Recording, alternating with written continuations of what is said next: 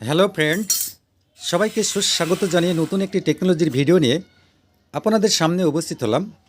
আমি রণজিৎ সরকার। আজকে আপনাদের সামনে যে টেকনোলজির ভিডিওটি নিয়ে উপস্থিত হলাম এটি সিলিং ফ্যান ওয়েল্ডিং মেশিন রানার। এই রানারটি কিভাবে তৈরি করতে হয় এটি তৈরি করে দেখানো হচ্ছে।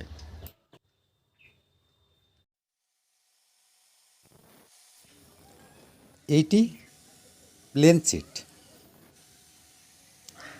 এই প্লেন শিটটি কেটে এই ডাইসের একটি অংশ তৈরি করা হচ্ছে।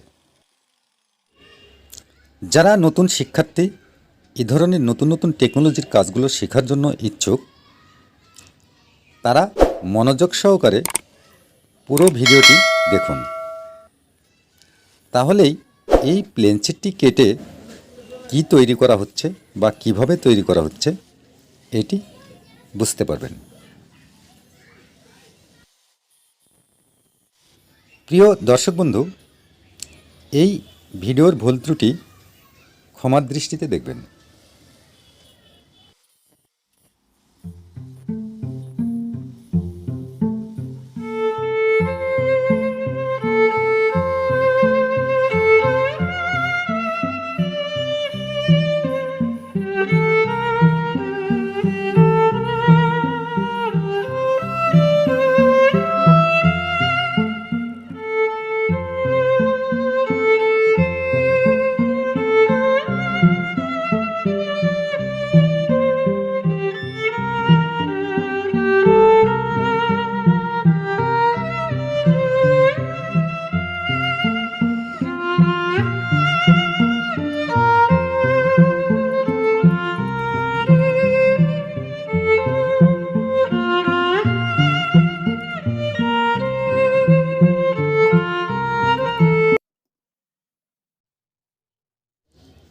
এই রানারের বডির সঙ্গে এই প্লেন শিটের টুকরাটি ফিটিং করা হবে। এর জন্য দুটি ছিদ্র কাটতে হবে।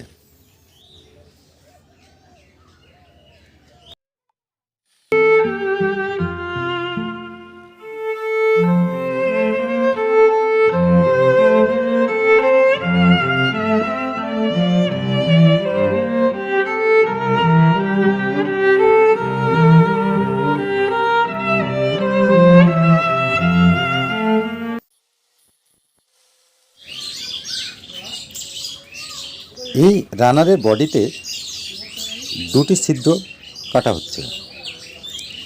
এই দুটি ছিদ্র কেটে এখানে প্যাঁচ তৈরি করা হচ্ছে। এই প্যাঁচের যেন স্ক্রু ফিটিং করা যায়।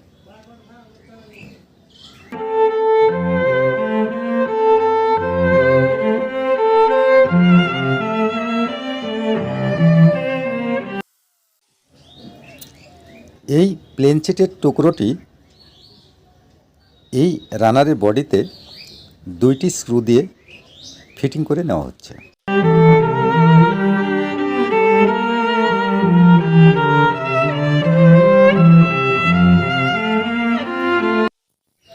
এই রানারের বডির উপরে যেই অংশটি ফিটিং করে নেওয়া হলো এটিতে আরেকটি ছিদ্র কাটতে হবে। এটি কেন কাটতে হবে, কি করতে হবে এটি পরে বুঝিয়ে দেওয়া হচ্ছে। এটি একটা স্টিলের শিট। এই শিটটি অ্যাঙ্গেল গ্রাইন্ডার দিয়ে কেটে নেওয়া হচ্ছে। এই স্টিলের শিটটি ভাঙাড়ি কারখানা থেকে ক্রয় করা হয়েছে। এইটি স্টিলের একটি থাল ছিল, ওইটি কেটে তৈরি করা হচ্ছে। কেননা নতুন স্টিল কিনতে গেলে অনেক টাকা দাম, ভাঙাড়িতে কম টাকায় এগুলো কিনতে পাওয়া যায়। এইটি কেটে আরেকটি অংশ তৈরি করা হচ্ছে। কি তৈরি করা হচ্ছে, কিভাবে তৈরি করা হচ্ছে এটিও মনোযোগ সহকারে দেখুন, তাহলেই এটি দিয়ে কী করা হবে এটি ভালোভাবে বুঝতে পারবেন।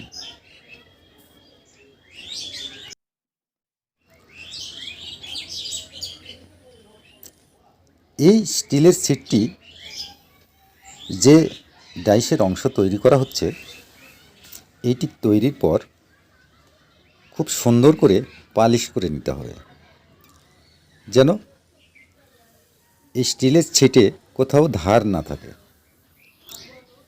ভালোভাবে ঘষে মেজে পিচ্ছিল করতে হবে।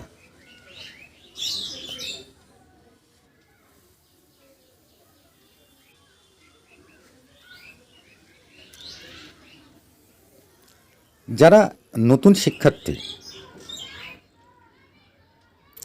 এই রকমের নতুন নতুন টেকনোলজির কাজগুলো শেখার জন্য ইচ্ছুক, বা যারা এরকম ভিডিও দেখার জন্য ইচ্ছুক,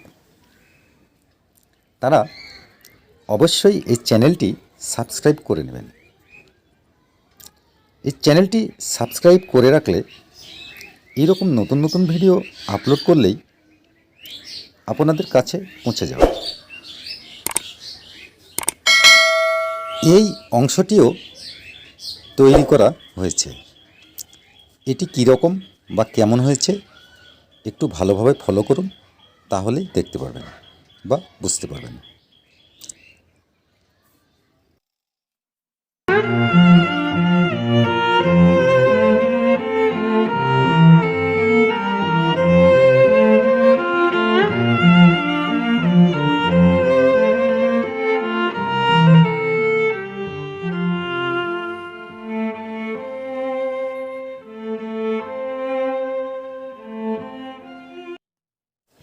প্লেন শিট দিয়ে ডাইসে যে প্রথম যে অংশটি তৈরি করে নেওয়া হলো,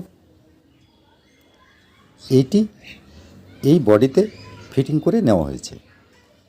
এটি কোথায় কিভাবে ফিটিং করে নেওয়া হয়েছে এটি একটু ভালোভাবে ফলো করুন, তাহলেই বিষয়গুলো বুঝতে পারবেন। এইটি একটি বিয়ারিং, বাম হাতে রয়েছে ওইটি একটি পুলি। এই পুলির মধ্যে এই বিয়ারিংটি ফিটিং করে নেওয়া হচ্ছে।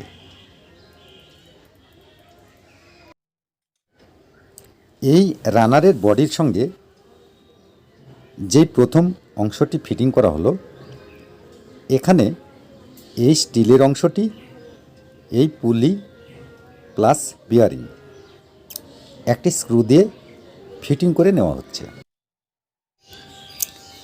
এই সিলিং ফ্যান ওয়েল্ডিং মেশিন রানারে যদি এরকম দুটি পুলি বিয়ারিং ফিটিং করে নেওয়া হয়, তাহলে এই রানারটির গুণগত মান অনেক ভালো হয়। এতে করে তার নষ্ট হয় না।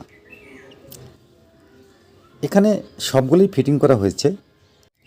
এই রানারের এই মাথায় এটি বুশ ফিটিং করে নেওয়া হয়েছে।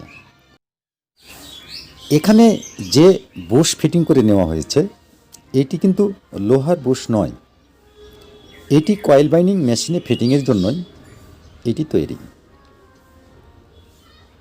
এখন এর মধ্যে তার ঢুকিয়ে দেওয়া হয়েছে, তার ধরে টানাটানি করা হচ্ছে। এই তারের সঙ্গে পুলিটি ঘুরবে। এই রানারের মেন বডি যে দুটি পার্ট তৈরি করা হয়েছে, দুইটির ওয়েট এক সমান করার জন্য বাম হাতের রানারটিতে এক্সট্রা বোল্ট ফিটিং করে নেওয়া হয়েছে। বোল্ট ফিটিং করে নিয়ে এটি মিটারে ওজন দেওয়া হয়েছে, দুইটির মাপ যেন সমান হয়, তাহলে মেশিনের ঝাঁকুনি খুব কম হয়।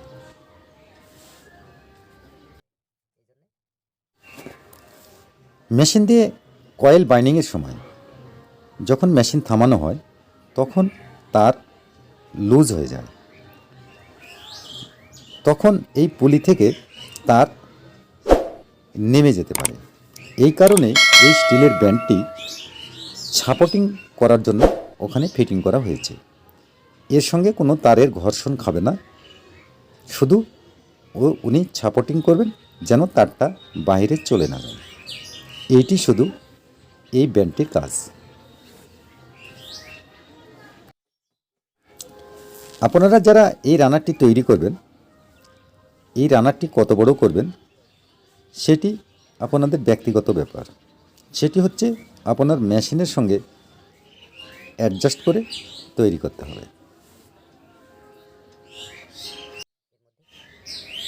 আজকের ভিডিও প্রায় শেষের পথে।